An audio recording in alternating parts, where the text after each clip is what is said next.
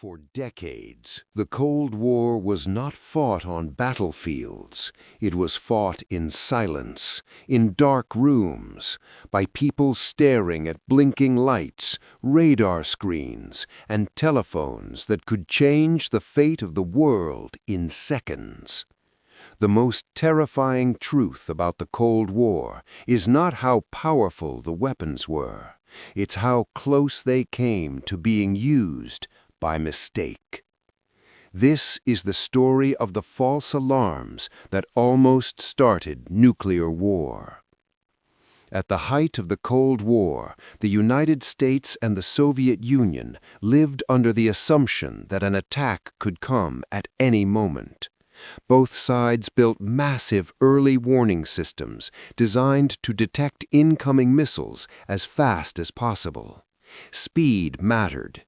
If missiles were detected, leaders would have only minutes to decide whether to launch a counterattack.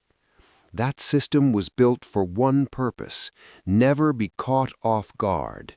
But it came with a terrifying side effect. It left almost no room for doubt. One of the most dangerous moments happened in 1979 inside a U.S. military command center.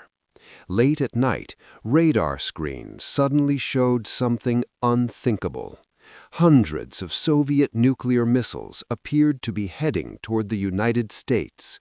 The data was clear. The warning systems were screaming that an attack was underway. Protocols kicked in immediately. Senior officers were alerted. Commanders prepared to escalate the warning to the highest level. Fighter jets were placed on alert. Nuclear forces began moving toward readiness. According to the system, the United States was under full-scale nuclear attack. But something felt wrong. The number of missiles didn't make sense. A real Soviet strike would likely involve thousands, not hundreds. Some officers hesitated. Others checked secondary systems. After agonizing minutes that felt like hours, the truth emerged. The attack was fake. A training tape, mistakenly loaded into a live system, had simulated a massive Soviet launch. The machines believed it. The screens showed it. The protocols followed it. Human judgment stopped it.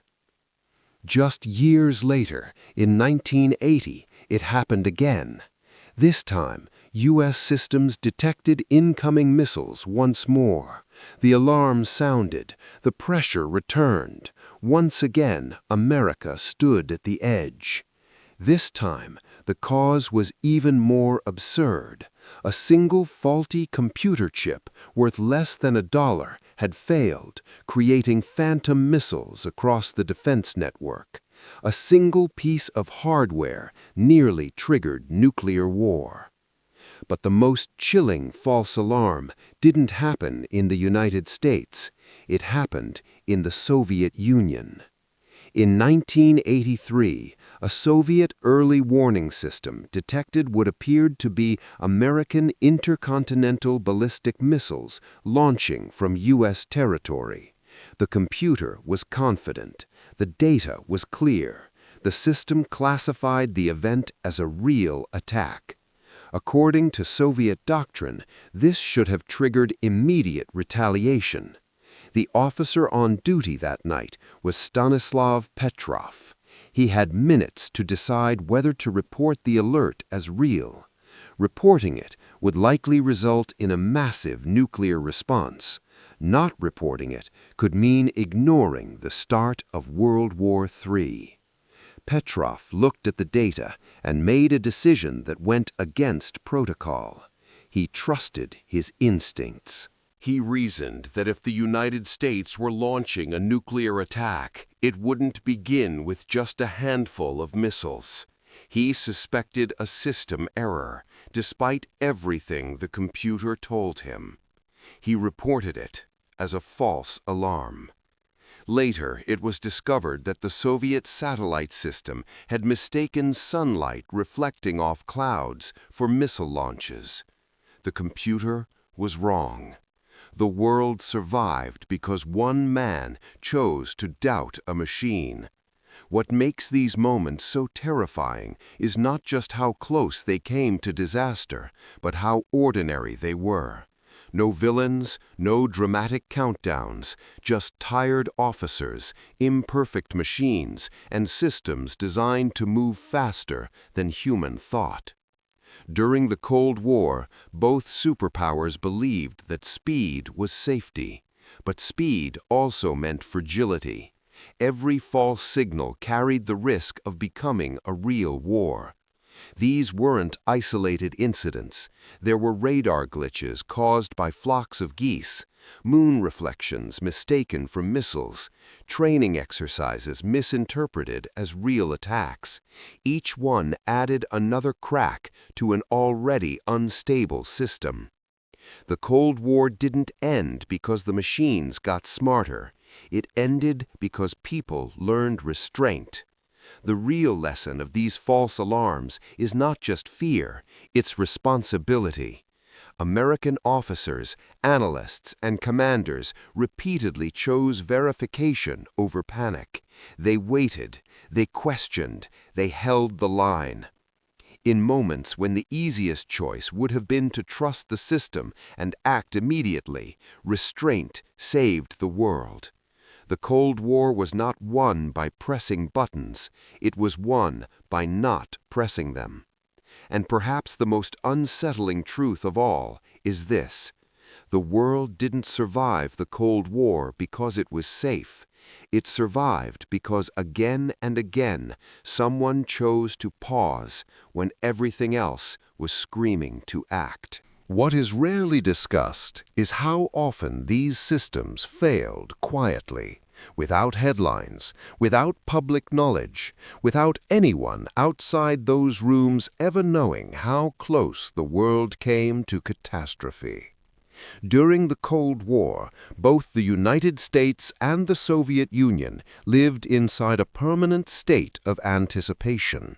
The expectation of attack shaped everything: military doctrine, political decisions, even daily life.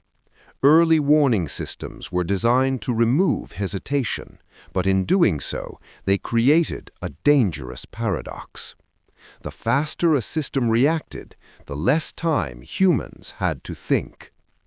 In the United States, radar stations stretched across the Arctic, the oceans, and deep into Allied territory.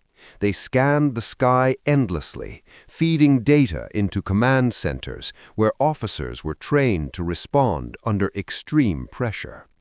These men were not reckless. They were disciplined, experienced, and fully aware of the consequences of error. Yet even discipline could not remove uncertainty. At multiple points during the Cold War, American bombers carrying nuclear weapons were kept airborne around the clock. This strategy was meant to ensure retaliation if ground-based forces were destroyed. But it also meant that false alarms didn't just exist on screens, they interacted with real weapons already in motion. There were moments when bomber crews received confusing signals, unclear instructions, or incomplete updates.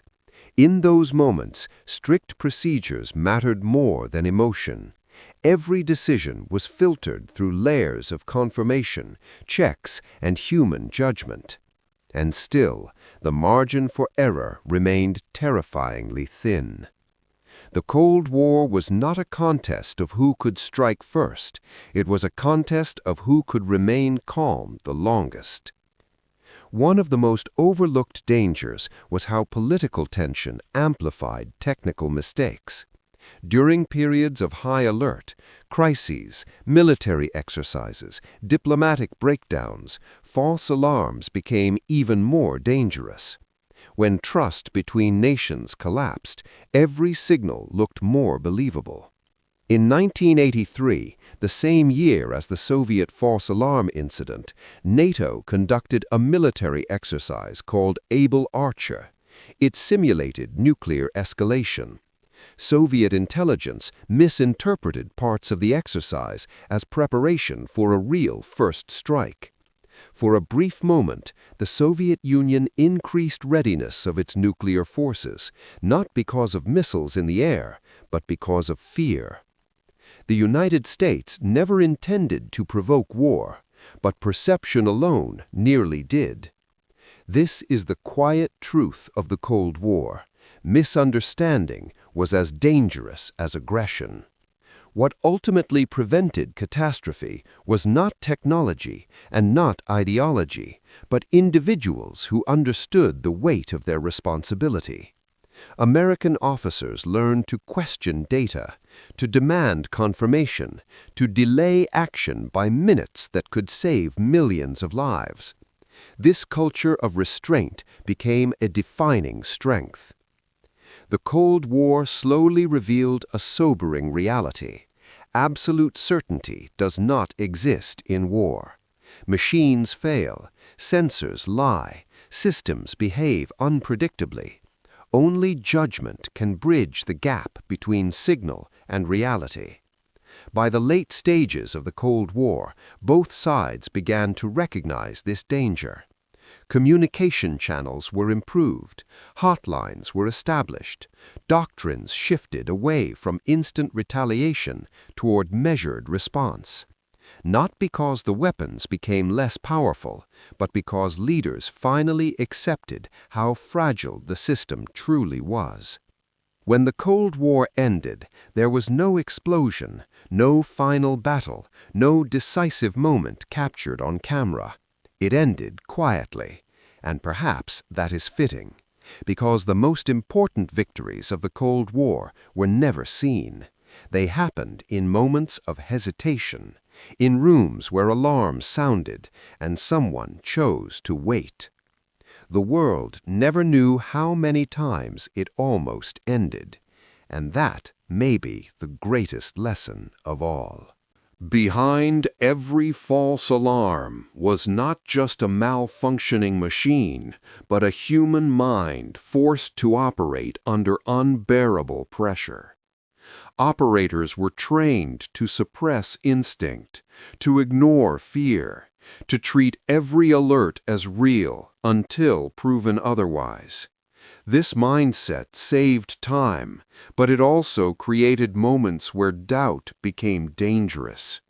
In several documented cases, warning systems detected what appeared to be massive incoming strikes, multiple missiles, perfect trajectories, exact speeds. The data looked flawless, too flawless.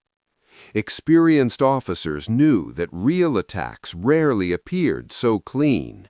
Noise, irregularities, unexpected variables, these were signs of reality. Perfection, paradoxically, raised suspicion. In one instance, sunlight reflecting off high-altitude clouds was interpreted as missile launches. In another, a training tape was mistakenly loaded into a live warning system. On paper, these errors sound absurd. In the moment, they were indistinguishable from the beginning of the end. The Cold War demanded that people make irreversible decisions in minutes, sometimes seconds, while knowing that history would never forgive a mistake. And yet, history would never know if they succeeded. False alarms created a unique psychological burden. Officers carried the weight of choices they never made, lives they almost ended, futures that almost vanished. Most of them never spoke publicly, many never spoke at all. Silence became part of the system. In both American and Soviet command structures, a dangerous assumption persisted for decades, that rational actors would always behave rationally. False alarms shattered that illusion. They revealed how fear, fatigue, confirmation bias, and political pressure could distort judgment. During periods of international tension, operators were more likely to believe the worst. During calm periods, they were more willing to doubt. The system depended not just on technology, but on emotional discipline. By the late Cold War, analysts began to understand a frightening truth. Nuclear war was less likely to start because of intent and more likely to start because of error. This realization slowly changed doctrine. Instead of immediate retaliation, emphasis shifted toward survivability and verification. Instead of automation, human oversight was reinforced. Instead of speed alone, caution gained value.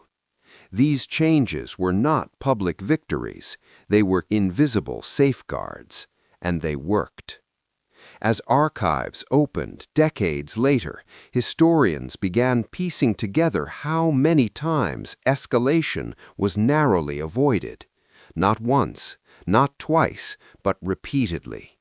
Each incident followed the same pattern: an alert, a rush of adrenaline, a moment of absolute silence, and a human decision to wait. That pause, sometimes lasting only minutes, stood between civilization and collapse. The Cold War did not end because one side won decisively. It ended because both sides slowly learned the same lesson: that power without restraint is self-destruction, that certainty is an illusion, and that the most dangerous weapon ever built was not the missile, but the system that decided when to launch it. Today, the technology is faster, the sensors more precise, the reaction time shorter than ever before, but the lesson remains unchanged. The world still depends on individuals who choose patience over panic, judgment over impulse, and doubt over blind obedience. Because history has already shown us how close we came, and how quietly the world was saved. False alarms were not rare anomalies. They were symptoms of a system pushed beyond what humans were meant to endure. Radar operators worked long shifts in sealed rooms, cut off from daylight, surrounded by humming machines and blinking indicators. Fatigue was constant. Sleep deprivation was normal. The line between vigilance and hallucination grew thin. During moments of heightened geopolitical tension, every signal felt heavier. Every anomaly carried the weight of potential annihilation. Training taught operators to expect deception, surprise attacks, and technological tricks from the enemy. This expectation created a paradox. The more prepared they were for nuclear war, the easier it became to believe it had already begun. In some cases, early warning systems showed not one or two missiles, but hundreds, enough to suggest a full-scale first strike. According to doctrine, such an attack demanded immediate retaliation. There was no time to wait for impact, no time to ask questions, no time to be wrong. And yet, someone hesitated. That hesitation often came from intuition rather than protocol, a quiet feeling that something did not align, a remembered detail, a past exercise, a pattern that felt artificial. These moments were never dramatic, no shouting, no heroic speeches, only silence and the weight of responsibility. In the Soviet Union, officers knew that reporting uncertainty could be interpreted as weakness or incompetence. In the United States, commanders feared being blamed for failing to respond decisively. Both systems punished hesitation, yet hesitation is what saved the world. Behind every near-launch incident was a person who understood something deeply unsettling. Once the order was given, there would be no undoing it, no correction, no apology, only consequences. Many officers later described these moments as the longest minutes of their lives. Time slowed, breathing became shallow, thoughts narrowed to a single question: what if I am wrong? Not wrong about launching, but wrong about not launching. That question haunted them long after the alarms were dismissed. Some left military service early. Some struggled with guilt over outcomes that never happened. Others carried a quiet pride mixed with fear, pride in restraint, fear of what the system still allowed. False alarms exposed the fragility of deterrence.